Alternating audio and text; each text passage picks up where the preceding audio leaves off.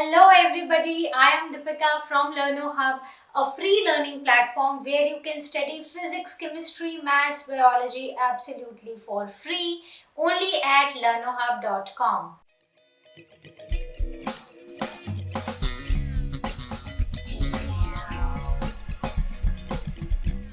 तो बच्चों आज हम स्टार्ट करने वाले हैं अपना नेक्स्ट चैप्टर जो कि है structural organisation in animals class 11। तो इसमें है टोटल बहुत सारे क्वेश्चंस। आज हम डिस्कस करेंगे सिर्फ question number 1 to question number 7।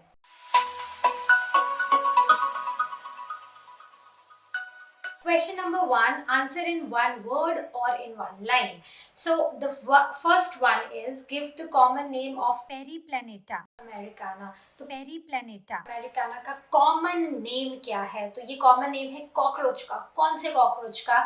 American cockroach का, right? So it is American cockroach. So whenever you write a scientific name, you always underline it, and whenever you type it, you always type it in italics. So let's see second part. How many spermathecae are found in earthworm? Earthworm में कितने spermathecae होते हैं? So we are going to talk in pairs. So there are 4 pairs. So this means they are total 8 in number.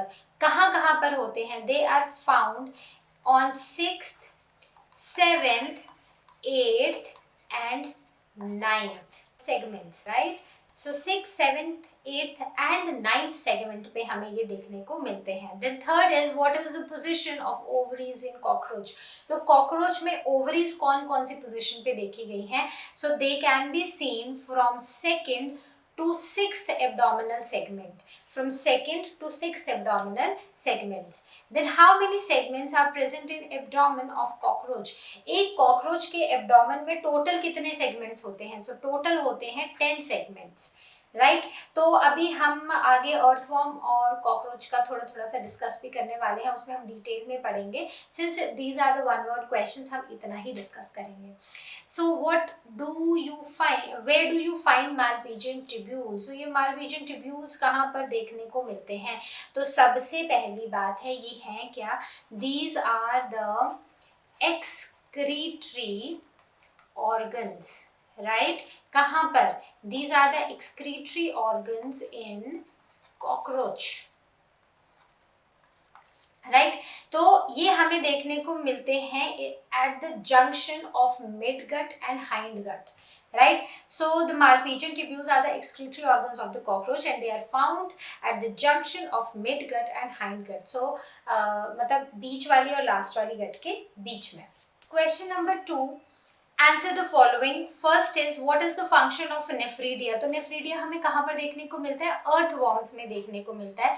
So basically these are the excretory organs in earthworms, and what do? They help in excretion in earthworms. Then is second one, how many types of nephridia are found in earthworms based on their location? तो location के basis पर कितने nephridia देखे गए हैं? तो 3 तरह के नेफ्रीडिया देखे गए हैं. सबसे पहले है सेप्टल, फेरेंजियल एंड इंटेग्यूमेंट्री. तो सेप्टल नेफ्रीडिया देखा गया है from intersegmental of 15th segment till the last segment, और ये ओपन होता है इंटेस्टाइन में, राइट? उसके बाद आता है फेरेंजियल. फेरेंजियल नेफ्रीडिया जो है वो माइन्यूट से स्ट्रक्चर्स देखे गए हैं 4th, 5th और 6th सेगमेंट में. उसके बाद आता है इंटेग्यूमेंट्री. इंटेग्यूमेंट्री नेफ्रीडिया देखा गया है बॉडी वॉल की लाइनिंग में, ठीक है, and it opens in body surface, right? So these are the 3 types of nephridia based on their location. Question number 3. Draw a labeled diagram in the reproductive organs of an earthworm. तो earthworm के reproductive organs जो होते हैं उनका हमें एक labeled diagram बनाना है. तो सबसे पहले कौन सा है? सबसे पहले हम outline बना लेंगे, और outline में सबसे important चीज़ जो है जो हमें इस diagram में show करनी है वो है उसके segments, क्योंकि आपको याद होगा जब हम ये पढ़ते हैं अर्थवॉर्म के बारे में तो हम सेगमेंट्स की बहुत बात करते हैं कि कौन से सेगमेंट में हमें क्या देखने को मिलता है, कौन से सेगमेंट में क्या है, कौन से सेगमेंट में कौन सा ऑर्गन है, राइट। तो सेगमेंट्स मेंशन करना बहुत ही इंपॉर्टेंट है। तो यू रिमेम्बर क्वेश्चन नंबर 1 में हमने पढ़ा था कि how many pair of spermatheca they are found in earthworms. So there are 4। कौन कौन से में पढ़े थे? 6, 7, 8 एंड 9। सो ये देखो 6th सेगमेंट में, 7th में, 8th में और 9th में 4 पेयर हैं, ठीक है। So there are 4 pairs of spermatheca that are found in a earthworm, in an earthworm. Okay, so then comes next is testes, right. So अगर आप अर्थवॉर्म का स्ट्रक्चर देखोगे ना, मतलब रिप्रोडक्टिव स्ट्रक्चर देखोगे, तो आपको टेस्टिस भी मिलेंगी, मतलब मेल रिप्रोडक्टिव ऑर्गन भी मिलेगा और फीमेल भी मिलेगा। क्यों मिलेगा? क्योंकि ये हर्माफ्रोडाइट है। हर्माफ्रोडाइट मतलब ये बायसेक्सुअल है, इसमें दोनों तरह के सेक्सेस प्रेजेंट है। इसमें मेल रिप्रोडक्टिव ऑर्गन भी है और फीमेल भी है। लेकिन जो ये रिप्रोडक्शन शो करता है ना, वो यूजुअली क्रॉस फर्टिलाइजेशन ही होती है, कभी भी सेल्फ फर्टिलाइजेशन नहीं होती है। और उसका रीजन ये है कि जो इसकी टेस्टीज है ना, दे मेच्योर फर्स्ट, और जो ओवरीज हैं वो बहुत टाइम बाद मेच्योर होती हैं। इसलिए जो अर्थवॉर्म्स हैं वो क्रॉस फर्टिलाइजेशन ही शो करते हैं, that is protandrous conditions, right. So you can see ये यहाँ पर और यहाँ पर, these are the testes sac with testes, right. This is spermathecae. Okay, so then comes spermatical funnels, then seminal vesicles हैं, जहां पर स्पर्म्स जो हैं वो क्या होते हैं, स्पर्म्स मेच्योर होते हैं, ठीक है, स्पर्म्स बनते हैं। Then comes the ovaries. तो अगर आप यहाँ पर देखो 12th सेगमेंट में आके आपको ओवरीज दिखाई देंगी और ये ओवरी की फनल्स हैं, राइट। तो ये सारी चीजें हमें मेंशन करना जरूरी है। Then comes these vas deferens. तो वास्ट डिफरेंसर क्या होता है? हमें याद है, हमने क्लास 10th में भी पढ़ा है, क्लास 8th में भी पढ़ा है। तो हम ये पूरा रिप्रोडक्टिव स्ट्रक्चर पढ़ते हैं। तो इसमें हम पढ़ते हैं कि कैसे ये जो वास्ट डिफरेंसर होते हैं ये मेल रिप्रोडक्टिव ऑर्गन का पार्ट होते हैं और ये क्या करते हैं, ये स्पर्म्स को कैरी करते हैं। Then these are the accessory ducts, ठीक है, नीचे आके these are the accessory ducts. और ये जो यहाँ पर हमें ऐसे आर्क शेप के दिखाई दे रहे हैं, these are the common prostatic spermatic ducts, or finally this is the prostate gland. So these all things you have to label, very important to label all the reproductive structures, जिसमें spermathecae है, testes है, ovaries है, testes के seminal vesicles हैं, फिर ovary की funnels हैं, फिर vas differencer हैं जो tubes हैं, then accessory glands हैं और prostate glands हैं. So these are very important to mention over here. And if you mark all the points, like you mark each and every part of the reproductive organ, you will fetch full marks in this question. Question number 4, draw a labeled diagram of alimentary canal of a cockroach. तो हमें cockroach के alimentary canal का एक label diagram बनाना है। तो जैसे हम human alimentary canal का बनाते हैं, वैसे ही बहुत सारी टर्म्स ऐसी हैं जो हमें कॉकरोच के डाइजेस्टिव ट्रैक्ट में भी बिल्कुल सेम नाम सुनने को मिलेंगे जो हमने ह्यूमन डाइजेस्टिव ट्रैक्ट में पढ़े थे। तो we will start it with what, we'll start it with firings, and then side में हम देखेंगे, मतलब यहाँ पर ये माउथ है और साइड में हम देखेंगे कि यहाँ पर सलाइवरी ग्लैंड्स, जो फेदर लाइक स्ट्रक्चर्स हैं, they are the salivary glands which of course secrete saliva which helps in food digestion. और यहीं पर ये जो बीच में एक सॉलिड सा स्ट्रक्चर है, this is called as salivary reservoir. Then comes oesophagus. अब जैसे हम खाना खाते हैं, माउथ में खाना लिया, then there is a food pipe which is called as oesophagus. अब ये जो ईसोफेगस है ये खाने को लेकर जाती है ह्यूमंस के केस में स्टमक में, और यहाँ पर लेकर जाती है क्रॉप में। क्रॉप वो स्ट्रक्चर है जहां पर फूड टेम्परेरीली स्टोर होता है, ठीक है। अब फूड क्रॉप में स्टोर हुआ, अब इसके बाद ये नेक्स्ट पार्ट में जाएगा which is called as gizzard. तो यहाँ पर जो फर्स्ट 4 गट है ना वो खत्म हो जाती है गिजर्ड में। गिजर्ड में बहुत ज्यादा टीथ होते हैं जो इस खाने को ना चबा देते हैं, मतलब छोटे छोटे पीसेस में कर देते हैं, प्यूरी बना देते हैं। और उसके बाद एक स्ट्रेनर होता है जो इस फूड को आगे पास कराता है, लेकिन जो बड़े पीसेस होते हैं वो वहीं पीछे रह जाते हैं और जो छोटे पीसेस होते हैं वो जो मतलब जो प्यूरी सी होती है वो आगे को पास ऑन हो जाती है। गिजर्ड के बाद स्टार्ट होती है हमारी मिड गट। तो ये जो मिड गट होती है इसे हम मीजेंट्रॉन भी बोलते हैं। और जो मीजेंट्रॉन होता है, मीजेंट्रॉन जो लॉन्गेस्ट पोर्शन होता है कॉकरोच की एलिमेंट्री कैनाल में, राइट। तो गिजर्ड, गिजर्ड हमने पढ़ा, इसका काम क्या है, ये फूड को चर्न करता है, right.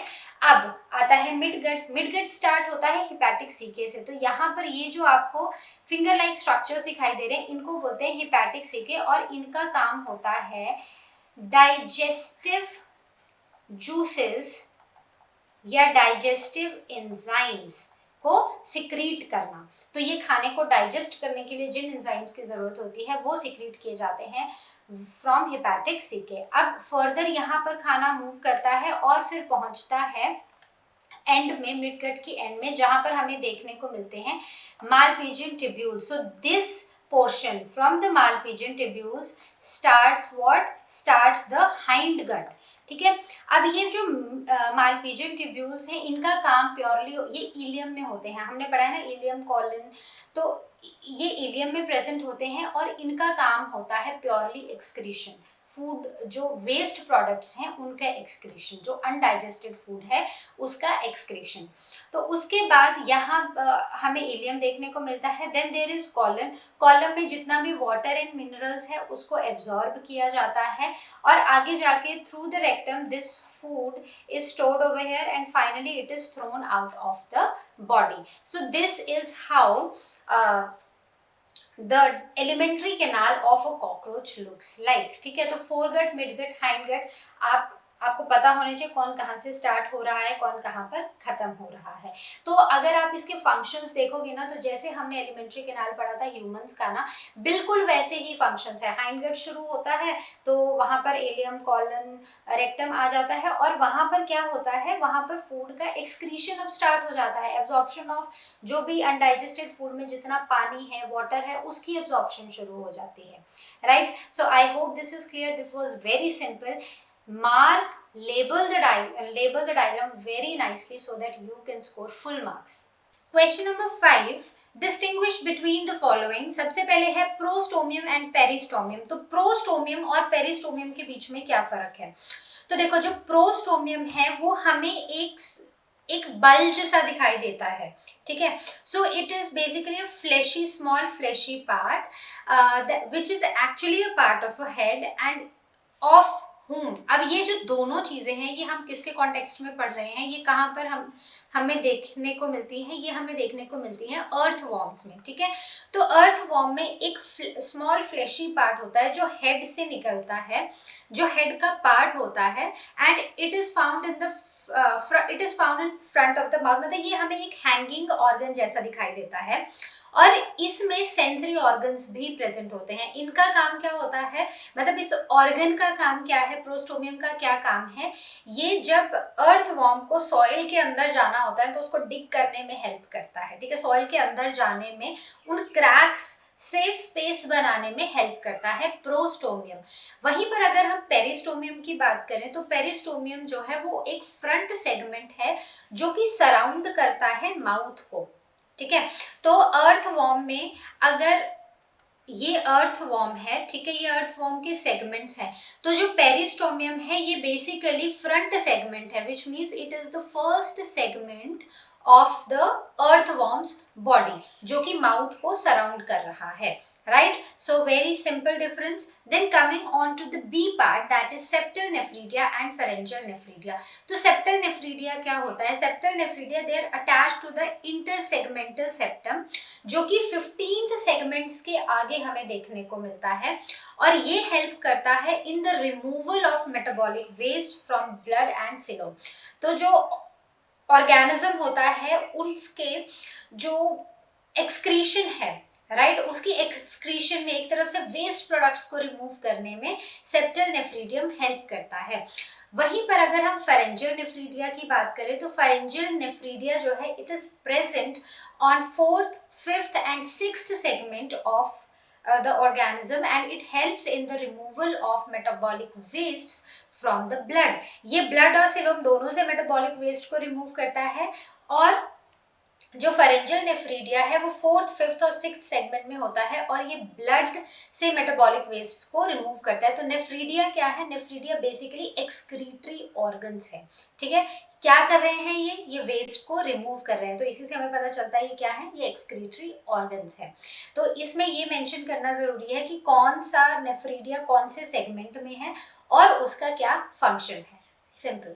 Question number 6, what are the cellular components of the blood. तो हमने देखा है ब्लड होता है, ब्लड में क्या होता है, ब्लड एक फ्लूइड कनेक्टिव टिश्यू है, राइट। फ्लूइड कनेक्टिव टिश्यू है जिसमें बहुत सारा जो पार्ट है वो लिक्विड पार्ट है, राइट। तो इसमें क्या है, प्लाज्मा है, ठीक है। तो इसके सेलुलर कंपोनेंट्स कौन से हैं, मतलब कौन कौन से सेल्स इसमें प्रेजेंट हैं।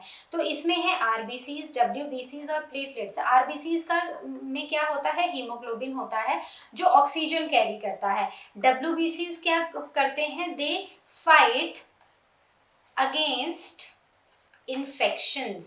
What do? They fight against infections.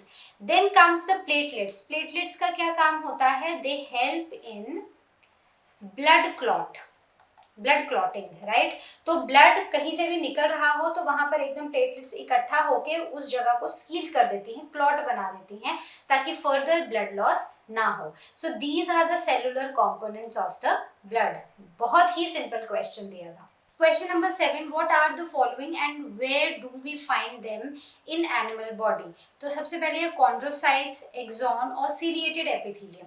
तो कॉन्ड्रोसाइट्स हमें होते क्या हैं, सो ये ओवल शेप्ड कार्टिलेज सेल्स होते हैं जो कि प्रेजेंट होते हैं 2 या 4 के ग्रुप्स में in the matrix of pinna, ठीक है।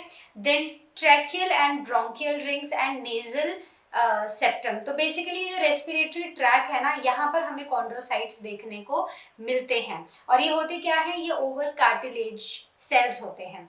Then comes axon. एक्सॉन क्या होता है, एक्सॉन तो हम सबको बहुत अच्छे से पता है, we remember that nervous tissue, ठीक है। तो हमने नर्वस टिश्यू देखा है, ये बहुत ही रफ सा डायग्राम है।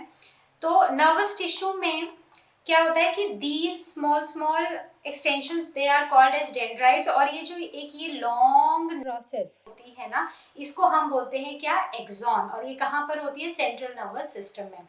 So it is the long cylindrical processes of neurons of the nervous system, they conduct nerve impulse away from the cyton, so this is called as cyton, right। तो ये nervous sales में होते हैं, nervous tissues में present होते हैं।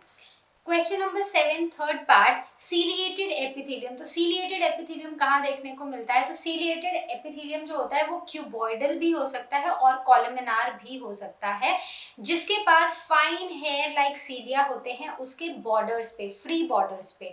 तो जो सीलिएटेड क्यूबॉइडल एपिथेलियम होता है, it line some of the parts of the neurons of kidney. तो दो तरह के हैं, एक है क्यूबॉइडल, एक है कॉलमनार। तो जो क्यूबॉइडल होता है वो किडनी की जो नेफ्रॉन्स होते हैं किडनी में, उनकी लाइनिंग में देखा गया है, और जो कॉलमनार होता है वो देखा गया है फेलोपियन ट्यूब्स में, ठीक है। ये सीलिएटेड होते हैं, इनमें सीलिया होता है जो कि चीजों को मूव करने में हेल्प करता है। तो जो कॉलमनार होते हैं वो फेलोपियन ट्यूब में होते हैं, और जो क्यूबॉइडल होते हैं वो हमें देखने को मिलते हैं नेफ्रॉन्स ऑफ किडनीज, नेफ्रॉन की लाइनिंग में, राइट। तो बच्चों इस तरह हमने डिस्कस किए question number 1 to question number 7 from the chapter structural organisation in animals. तो बचे हुए क्वेश्चंस को हम डिस्कस करेंगे अपने नेक्स्ट वीडियो में, और तब तक जैसा कि आप जानते हैं, लर्न हैव फ्री है पर बेस्ट है।